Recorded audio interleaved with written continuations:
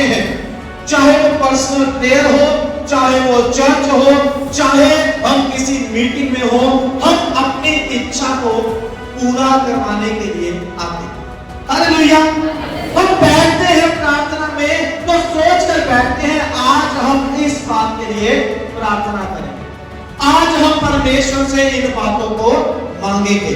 बहुत सारे लोग जब उपवास प्रार्थनाएं करते हैं तो उनके पास पहले से एक विषय होता है कि हम इस बात के लिए प्रार्थना करेंगे, उपवास रखकर परमेश्वर से ये मांगेंगे। आमीन। प्रभु का धन्यवाद हो, परमेश्वर का वादा है मांगोगे तो दिया जाएगा। लेकिन क्या हम कभी सोचते हैं कि हम परमेश्वर के लिए क्या कर सकते हैं? हम खुद के लिए मांगने के लिए बैठ जाते हैं, परमेश्वर हमसे क्या चाहता है, क्या हम इस बात को सोचते हैं? हमें सोचना चाहिए परमेश्वर की क्या मर्जी है, मेरे जीवन में मैं क्या करूं कि मेरा परमेश्वर मुझसे खुश हो जाए, मेरे जीवन में क्या करूं कि मेरा परमेश्वर मेरी हर एक प्रार्थना का जवाब दे दे। आमीन। परमेश्वर आपसे इतना चाहता है कि जो उसने आपके साथ पिछले दिनों में किया, आपके जीवन में जो आश्चर्य कर्म उसने पिछले समय में किए, आपको आज के दिन तक जीवित रखा, आपकी हर जरूरत को पूरा किया, उन सब बातों को याद कर करके आप धन्यवाद करें। आमीन। हालेलुया। परमेश्वर के वचन में लिखा है, धन्यवाद के बलिदान का चढ़ाने वाला मेरी महिमा करता है। हालेलुया। आमीन। यदि आप परमेश्वर की महिमा करने वाले हैं, उसका धन्यवाद देने वाले हैं, तो मैं आपको 100% बोल सकता हूं, आपकी हर प्रार्थना का जवाब आप अपनी जिंदगी में जरूर देखोगे। आमीन। हालेलुया। लेकिन अगर आप केवल मांगते ही रहते हैं, सिर्फ रोते ही रहते हैं, और जब भी मांगते हैं दुखी होकर मांगते हैं, जब भी मांगते हैं अविश्वास के साथ मांगते हैं, तो शायद आपकी जिंदगी में कोई चमत्कार नहीं है। हालेलुया। आज मैं आपको यह बात सिखाना चाहता हूं कि जब आप प्रार्थना करो तो आपको कैसे प्रार्थना करनी चाहिए कि आपकी प्रार्थना का जवाब आए, परमेश्वर आपसे क्या चाहता है, आप क्या करें कि आपका परमेश्वर खुश हो जाए। आज एक ही वचन से मैं आपको ये बात सिखाऊंगा। हम पढ़ेंगे फिलिपियों की पत्री 4 अध्याय उसका 6 वचन।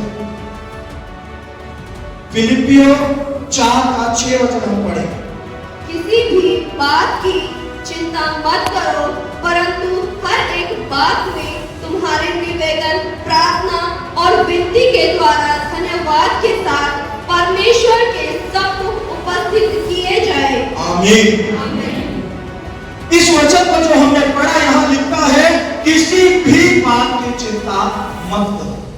आमीन। आप दुखी हैं, आपके घर में लड़ाई झगड़ा हो गया, आप बहुत बड़े कर्जे में हैं, आपके जीवन में बहुत सारी परेशानियां चल रही हैं, आपकी नौकरी चली गई है, आपके बच्चे बात नहीं मानते, आपकी पत्नी छोड़कर चली गई, आपका पति छोड़कर चला गया, आपके बच्चे नशे में पड़ गए, कुछ भी मुसीबत आपके जीवन में चल रही है, परमेश्वर का वचन बोलता है चिंता मत। आमीन। जब आप चिंता में होते हैं तो आपके जीवन में अविश्वास दिखाई देता है। मैं चिंता में क्यों आता हूं? क्योंकि मेरा भरोसा परमेश्वर से कम हो गया, मेरा भरोसा परमेश्वर से उठ गया, इसलिए मैं सोचने लगता हूं अब क्या होगा। चिंता तो यही है ना, इतना बड़ा कर्जा हो गया, अब क्या होगा, ये कर्जा कैसे उतरेगा, इतना लड़ाई झगड़ा हो गया, रिश्ता खराब हो गया, अब क्या होगा, ये रिश्ता कैसे ठीक होगा, बहुत बड़ी बीमारी आ गई, डॉक्टर बोल रहा है बीमारी का कोई इलाज नहीं है, अब बैठ कर सोचते हैं अब क्या होगा। जब आपके मन में ये बात आती है, आप चिंता करते हो, तो इस बात से साफ साफ पता चलता है कि आपका विश्वास, आपका भरोसा परमेश्वर से उठ गया, अब नहीं रहा। इस कारण से आप चिंता में आकर प्रार्थना करते हो और कोई जवाब नहीं मिलता, क्योंकि बाइबल में लिखा है प्रार्थना में जो कुछ तुम विश्वास से मांगोगे वो सब तुम्हें मिलेगा। आमीन। लेकिन अविश्वास से कुछ भी मांगोगे मिलने वाला नहीं है। इसलिए परमेश्वर का वचन बोलता है किसी भी बात की चिंता मत करो, अविश्वास करने की जरूरत नहीं है। अब चिंता ना करें तो क्या करें? वचन में लिखा है, परंतु हर एक बात में तुम्हारे निवेदन, तुम्हारी जो प्रेयर रिक्वेस्ट है वो प्रार्थना और विनती के द्वारा धन्यवाद के साथ परमेश्वर के सम्मुख उपस्थित किए जाएं। बोलो हालेलुया। कैसे उपस्थित किए जाएं?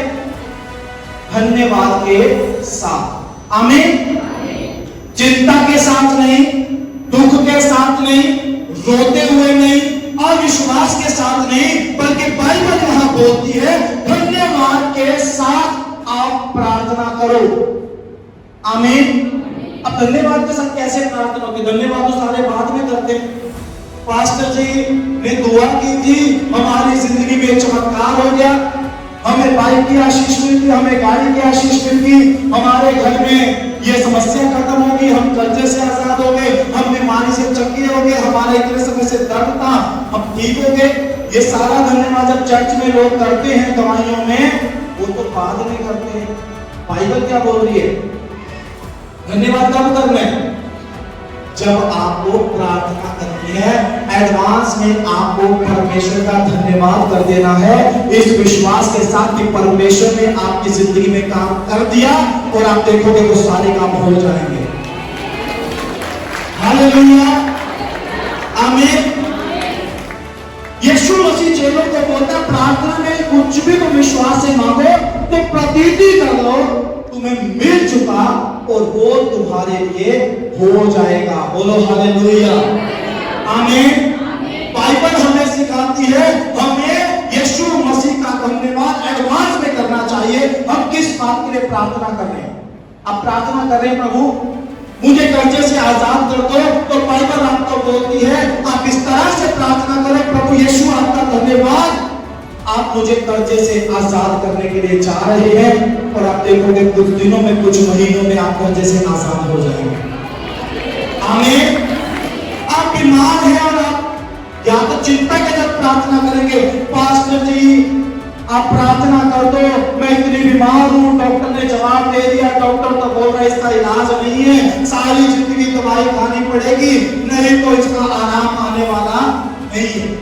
या तो आप इस तरह से पास्टर जी से दुआ करा लोगे, या आप घर में घुटनों पर बैठोगे और बोलोगे, प्रभु यीशु आपका धन्यवाद, आपके कोड़े खाने से हम सब चंगे हो चुके, ऐसा तेरा वचन कहता है, मैं तेरा धन्यवाद करती हूँ, मैं तेरा धन्यवाद करता हूँ, तू मुझे इस बीमारी से चंगा करने के लिए जा रहा है। और आप देखोगे कुछ दिनों में आप उस बीमारी से चंगे हो जाओगे। आमीन। हालेलुया। लेकिन आपके जीवन में चमत्कार के लिए एक विश्वास का होना जरूरी है, और विश्वास दिखाने के लिए आपके अंदर से चिंता नहीं, धन्यवाद आना चाहिए। आमीन। प्रभु यीशु मसीह जब इस दुनिया में थे, 100% मनुष्य के रूप में भी उन्होंने अपने जीवन को जिया, वो भी पिता से प्रार्थना करते थे और उन्होंने बहुत सारे चमत्कार इस दुनिया में किए। आमीन। लेकिन जब बहुत बड़े मिरेकल को करने का समय था, तो यीशु मसीह ने भी पिता का एडवांस में धन्यवाद किया। आज मैं आपको बाइबल से उदाहरण देता हूं। बोलो हालेलुया। जब यीशु मसीह हजारों लोगों के बीच में अपने वचन का प्रचार कर रहे थे, उन लोगों को स्वर्ग के राज्य की शिक्षा दे रहे थे, तो लोग यीशु मसीह की सुनने के लिए इकट्ठा थे। शाम हो गई, अंधेरा हो चुका था, और यीशु मसीह ने अपने चेलों को अपने पास बुलाया और चेलों को बोला कि तुम एक काम करो, इन लोगों के लिए खाने का इंतजाम करो। चेलों ने लोगों की भीड़ देखी तो हजारों लोग हैं, हजारों लोग इकट्ठा हैं। उनमें से एक चेला यीशु मसीह को बोलता, प्रभु अगर 300 दिनार की रोटियां भी लेकर आएंगे, इनको पूरी होने वाली नहीं है। कहां से लाई इतनी रोटियां, कहां से लाई इतना पैसा, यहां इनके खाने का इंतजाम नहीं हो सकता। दूसरा चेला यीशु के पास आया, दूसरा चेला यीशु मसीह को बोलता, प्रभु ना आसपास कोई गांव है, ना बस्ती है, ना बाजार है, कहीं पे भी खाना मिलने वाला नहीं है, इनको जल्दी से विदा कर, सूरज ढलने वाला, ऐसा ना हो रास्ते में थक के ये रह जाएं, इनको जल्दी भेज दे अपने अपने घरों में अपने आप खाना खाएं। तीसरा, चौथा, एक एक करके सारे चेले अपनी अपनी चिंता को बयान कर रहे हैं कि हजारों लोगों के खाने का इंतजाम नहीं हो सकता, चेलों के हिसाब से असंभव है। और जब यीशु ने बोला इनको खाना खिलाना है, सारे चेले चिंता में आ गए और उनको नहीं लगता कि उनके लिए खाने का इंतजाम हो। हालेलुया। ऐसा ही आज आप लोगों के जीवन में भी हो सकता है। आपके सामने ऐसी परिस्थिति होगी, आपके जीवन में ऐसा दुख होगा, आप ऐसी समस्या में फंसे हो सकते हैं जिसमें आपको लगता होगा शायद इससे बाहर निकलने का कोई रास्ता नहीं है, शायद इस मुसीबत से छुटकारा होने वाला नहीं है, शायद ये कर्जे से निकलने वाला नहीं है, शायद ये बीमारी जाने वाली नहीं है, शायद ये दुख खत्म होने वाला नहीं है, शायद ये दुष्टात्मा को छोड़कर जाने वाले नहीं है। बहुत सारे हालात ऐसे हो सकते हैं जिसमें आप चिंता में हो सकते हैं। आपके जीवन की चिंता मनुष्य के हिसाब से सोचने से जायज है। आप किसी दूसरे भी इंसान को बताओगे, पड़ोसी रिश्तेदार को भी बताओगे, वो भी बोलेगा जी ये तो लाखों करोड़ों रुपया है, कैसे उतारोगे इतना खर्च? इस बीमारी का तो मेडिकल साइंस में इलाज ही नहीं है जी, कहां से कराओगे इलाज? ऐसे झगड़े के बाद तो जी परिवार बसने का सवाल ही पैदा नहीं होता। ये परिवार कैसे बसाओगे जी आप? लोग भी आपको यही बोलेंगे, आपका मन भी हो सकता है आपको यही बोले, लेकिन आपको एक बात बोलना चाहता हूं, अगर आप धन्यवाद करोगे आप परमेश्वर के बड़े बड़े चमत्कारों को देखोगे। आमीन। हजारों लोग इकट्ठा हैं, सारे चेले चिंता में आ गए। प्रभु यीशु मसीह वहां मौजूद है। यीशु मसीह ने एक चेले से बोला जाके पता करो भीड़ में किसी के पास कुछ खाने के लिए है। एक छोटा बच्चा जिसके पास 5 रोटी 2 मछली है, केवल उतना खाना है, लेकर यीशु मसीह के पास आ गए चेले। इतने से लोग अकेले यीशु मसीह का पेट भरेगा? हालेलुया।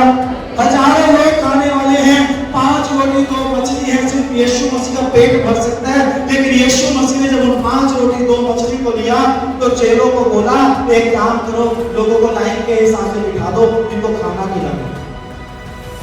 हजारों लोगों को लाइन से बिठाना है, खाना खिलाना है। 12 चेले हैं और अच्छे से जानते हैं कि यीशु मसीह के हाथ में सिर्फ 5 रोटी और 2 मछली। अब चेले शक में पहले से हैं, डरे पहले हुए हैं, चिंता में पहले से हैं। ऊपर से यीशु मसीह ने उनको बोल दिया इनको लाइन में बिठा दो। कैसे होगा ये सब? लाइन में बिठा देंगे, उन लोगों को खाना नहीं दिया, लोग तो बाद में मारेंगे, पीटेंगे, लोग तो बुरा भला बोलेंगे। लेकिन चेले यीशु मसीह की आज्ञा नहीं टाल सकते थे, लाइन में बिठा दिया। और कहां लिखा है यीशु मसीह ने उन 5 रोटी 2 मछली को लेकर पिता का धन्यवाद दिया और उनको तोड़ना शुरू किया। आमीन। अभी चमत्कार नहीं हुआ, लेकिन पहले ही धन्यवाद कर दिया और उनको तोड़ना शुरू कर दिया।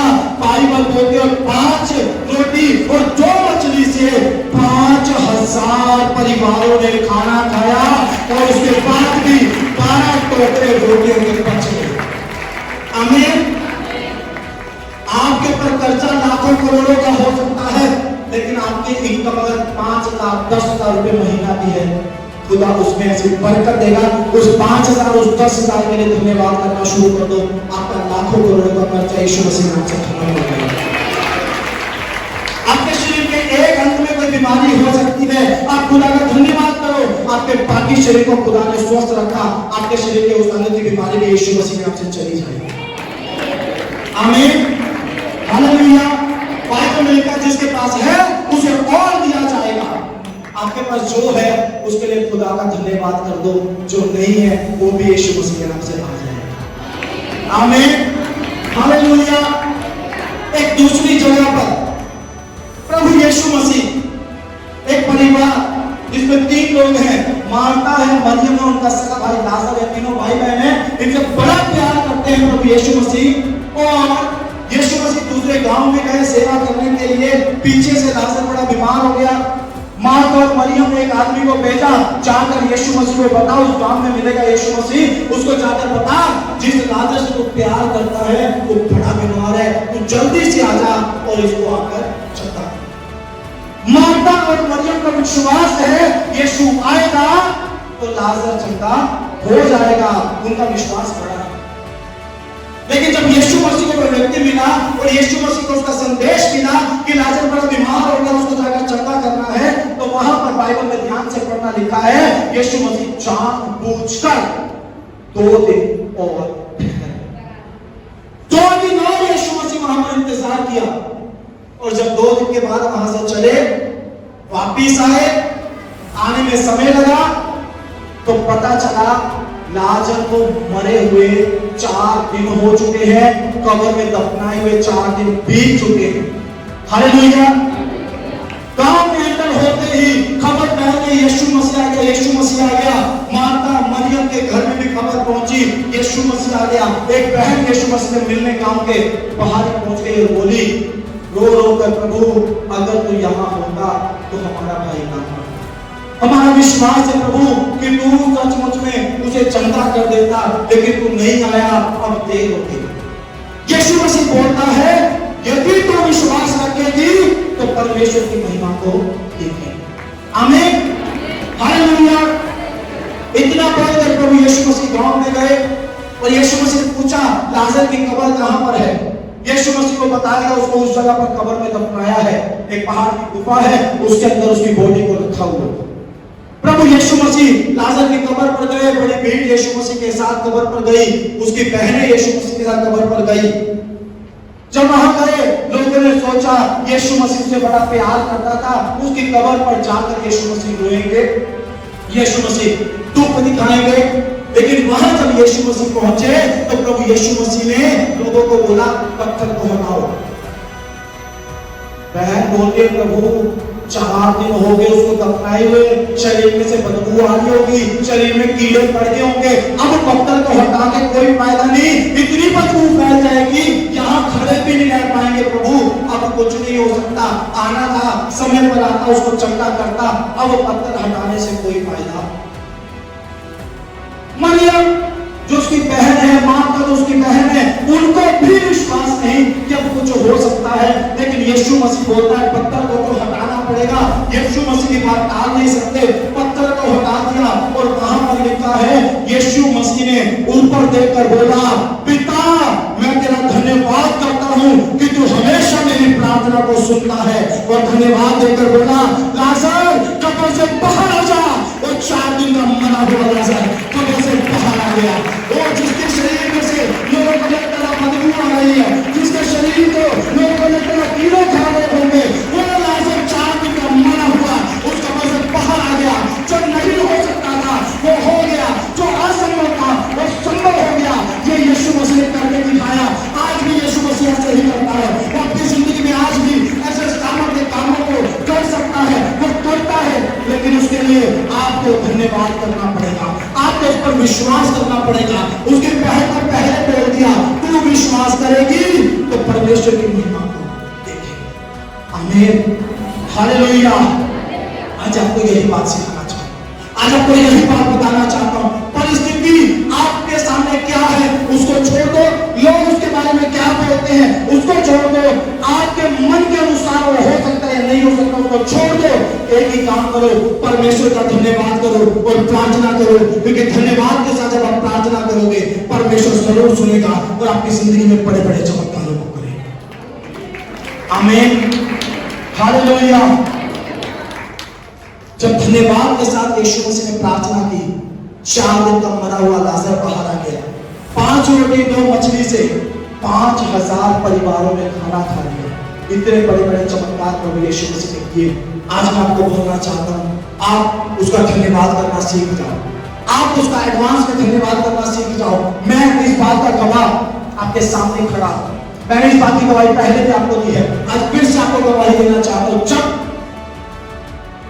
मेरी शादी तय हुई, शादी तय होने से शादी के दिन के बीच में लगभग 1 महीने का समय था और मेरे अकाउंट में सिर्फ और सिर्फ 12 या 14 हजार रुपए थे। और मैंने इस बात का पहले से एक बात बोली थी, मैं अपनी शादी में ना तो किसी से मदद मांगूंगा और ना मैं अपनी शादी में कर्जा उठाऊंगा कि मैं बाद में उतारता रहूंगा। मैं खुदा का दास हूं, खुदा मेरे लिए जितना इंतजाम करेगा मैं उतने में करूंगा। हालेलुया। जब शादी तय हो गई, अकाउंट में 12-14 हजार है, मैंने सोचा मनुष्य हूं मैं भी, मैंने सोचा 12-14 हजार में कुछ नहीं हो सकता, एक काम हो सकता है। 400 लोग थे उस टाइम चंडीगढ़ के चर्च में, मैंने सोचा एक काम हो सकता है, इतने में पूरी चर्च के लोगों को समोसा खिलाएंगे, चाय पिलाएंगे और चर्च में शादी को कंप्लीट करेंगे। हालेलुया। ये सोच के इसी तरह से मैं चलता रहा। एक हफ्ता इसमें बीत गया और उसके बाद एक दिन जब मैं बाइबल पढ़ रहा था, बाइबल को पढ़ते पढ़ते खुदा ने मुझे इस वचन से, जिसका आज मैं आपके बीच में प्रचार कर रहा हूं, खुदा ने मुझे बात की और खुदा ने मुझे बोला किसी भी बात की चिंता मत कर, हर बात में तेरी प्रार्थना और निवेदन धन्यवाद के साथ परमेश्वर के सम्मुख उपस्थित किए जाए। आमीन। उसी दिन से, ठीक उसी दिन और उसी समय से मैंने खुदा का धन्यवाद करना शुरू किया और बोलना शुरू कर दिया। सुबह शाम अपनी जुबान से डिक्लेयर करना शुरू कर दिया, प्रभु यीशु आपका धन्यवाद, आप मेरे लिए इंतजाम कर चुके। प्रभु यीशु आपका धन्यवाद, मेरी शादी में कोई कमी कोई घटी नहीं रहेगी। प्रभु यीशु आपका धन्यवाद, आपने मेरे शादी में सारे इंतजाम को कंप्लीट कर दिया। आपने पहले से ही खुदा मेरी शादी के लिए सब कुछ पूरा कर दिया। इन बातों को बोल के मैं धन्यवाद करता रहा और इस बात में एक हफ्ता और बीत गया। अभी शादी में सिर्फ 20 दिन के करीब बचे। प्रार्थना करता रहा, धन्यवाद करता रहा। खुदा का धन्यवाद है, खुदा के दास के मन में परमेश्वर ने डाला और खुदा के उस दास ने मुझे बोला तेरी सारी शादी का खर्चा मैं उठाऊंगा। खुदा की बात का गवाह है, मैंने उस खुदा के दास को कभी नहीं बोला कि आप मेरी शादी का खर्च उठाओ। मैंने अपने चर्च के एक भी व्यक्ति को नहीं बोला कि आप मेरी शादी में मेरी मदद करो। मैंने अपने परिवार, अपने रिश्तेदारों को नहीं बोला मेरी शादी के लिए आप मेरी मदद करो। लेकिन खुदा का धन्यवाद हो, उसने मेरी शादी को बहुत उत्तम तरीके से करवाया। लगभग 400 लोगों का खाना और जो भी इंतजाम थे सारे खुदा ने करवाए और बहुत उत्तम रीति से मेरी शादी। आमीन। हालेलुया। जब शादी हुई, मैंने एक घर पहले से एडवांस में किराए पर ले लिया था, लेकिन वो घर बिल्कुल खाली था, बिल्कुल खाली।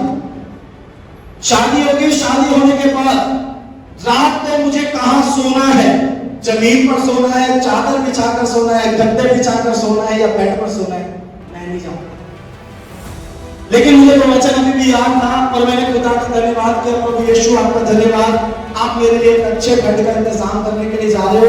मुझे ससुराल से कुछ नहीं मिला, लेकिन खुदा का धन्यवाद हो, उसी शाम मेरे लिए बहुत अच्छे गद्दे और बहुत अच्छे डबल बेड का इंतजाम हो गया। आमीन। हालेलुया। मैंने और मेरी वाइफ ने उस बेड पर बैठकर उस खाली घर के अंदर परमेश्वर का धन्यवाद किया। प्रभु आपका धन्यवाद, आप इस किचन में बर्तन देने के लिए जा रहे हो। आपका धन्यवाद, आप इस घर में पंखे लगवाने के लिए जा रहे हो। आपका धन्यवाद, आप इस घर में एसी देने के लिए जा रहे हो। आपका धन्यवाद, आप इस घर में सोफे देने के लिए जा रहे हो। आपका धन्यवाद, आप मुझे 2 व्हीलर की ब्लेसिंग देने के लिए जा रहे हो। आपका धन्यवाद, आप मेरे घर में ये सारी चीजों का इंतजाम करने के लिए जा रहे हो। सिर्फ धन्यवाद किया और खुदा का धन्यवाद हो, मैं इस बात का गवाह हूं, मैंने किसी से मदद नहीं मांगी, किसी के साथ जरूरत को नहीं रखा। 3 महीने के अंदर परमेश्वर ने मेरे घर में सब कुछ पूरा कर दिया। आमीन। हालेलुया। मैं आपको एक छोटी सी बात सिखा रहा हूं, हर बात को चिंता करने की बजाय, सोचने की बजाय धन्यवाद करो।